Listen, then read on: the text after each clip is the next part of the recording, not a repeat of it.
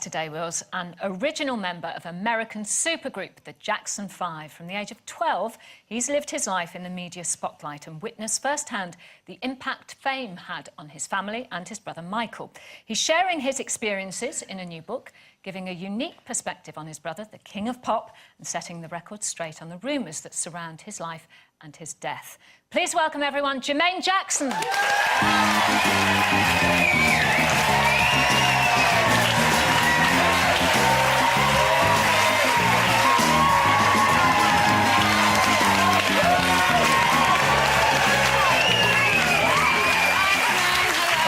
Welcome. Good, how are you? Good, good. Welcome to Loose Women. I know you kind of know what to expect here, don't you? Because you were here 4 years ago, was it? Yes. Yeah, yes. when you were going into Pretty Celebrity much. Big Brother.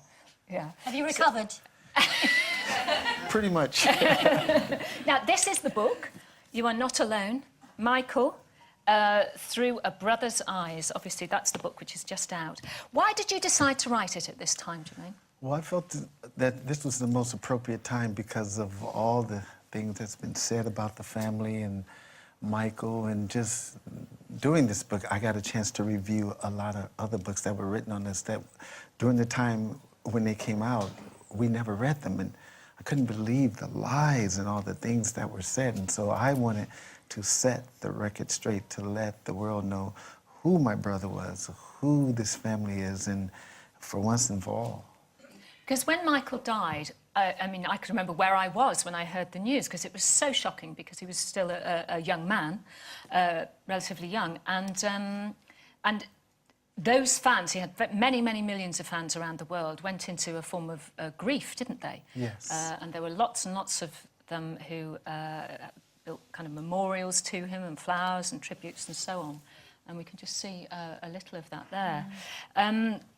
And obviously then all the records came out, all the books came out. So were you suffering and the family suffering from grief? Is that why you didn't read that material at the time? Yeah, well, we knew that it wasn't credible, and they weren't credible, but we knew how we were raised, and we knew that it was most important to stay a family from Gary, Indiana to Hollywood. And so to hear all these horrible things said about the family as well as Michael, we just didn't give into it. But Jermaine, Michael himself, I mean, I'm really interested in the book when you write about your father and how strict a disciplinarian he was when you were all growing up.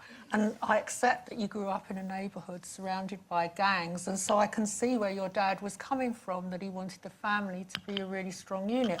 But Michael himself said to Martin Bashir in a TV interview that your father whipped him and that he was frightened of your dad. Do you think that that was wrong, that Michael wasn't telling the truth then?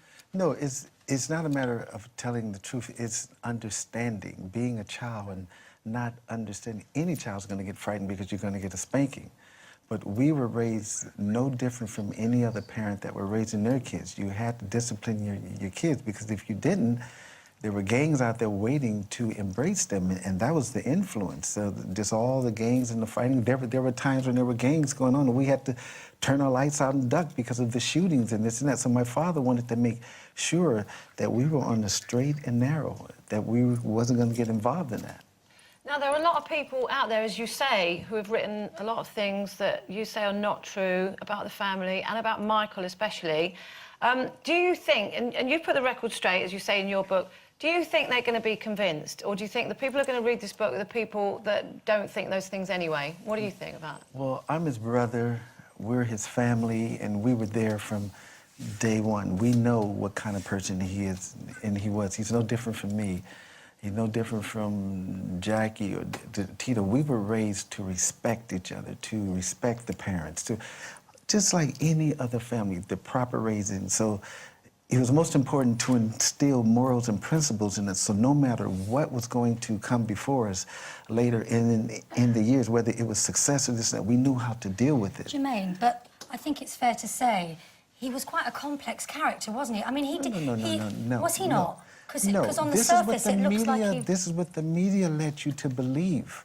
This is what they led you to believe. How can somebody be so complex and this and that? And they care about people. They care about children starving. They care about people who are less fortunate. it was the media who misled all of us. And just like there's something out there now about my mother's selling Havenhurst. And I called her yesterday, she said, I know nothing about this. The media, they put things out there to create talk and to mislead you. But Michael misled the media. No. Well, sometimes he did because he knew that's what they were doing to him. So he played back. There was a time when he was in the wheelchair. And that was definitely misleading because he wanted to give them what they wanted. Think that he was down and out and sick and everything, but if you really look at that picture in the wheelchair, he's sitting up. And that was before the tour, wasn't it? Before he announced the tour. Yeah, because they were saying that he wasn't healthy and this and that. And it was the type of Willy Wonka act where he was going to, he's coming down the red carpet with the cane. All of a sudden, he goes and does his thing and he say, I'm back. He was the master showman as well. So this Is It tour that he was about to embark on when he sadly passed away, was that going to be it? Was that going to be... No. There again, that was not going to be it. Michael had a 5-year plan after that. He had just purchased a home. He was looking forward to doing a lot of things with us. And also his kids, taking them to see Charlie Chaplin's home in Switzerland, all sorts of things.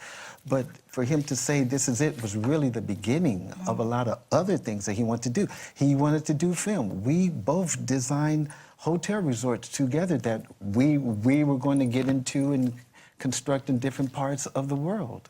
OK, well, Sarah has written in and wants to know, Jermaine, what is your favourite Michael Jackson song? Oh, my goodness, how can you pick one?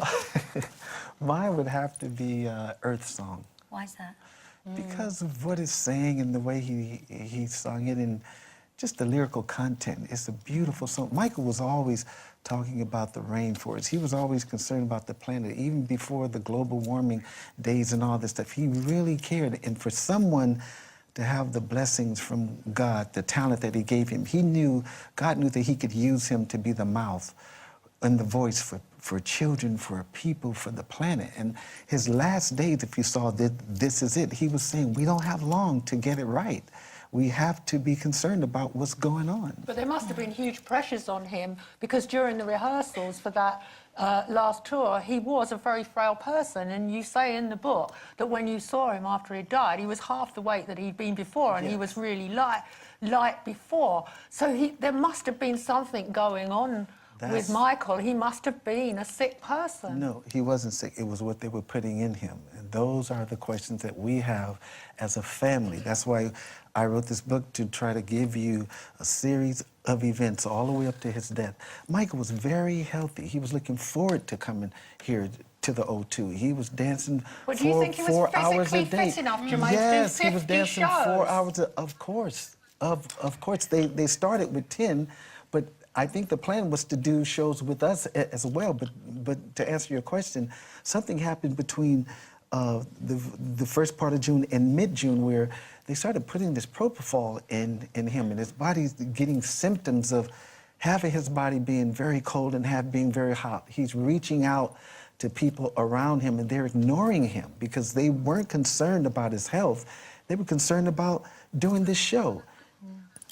But you said he was going to go on and do loads more. Yes.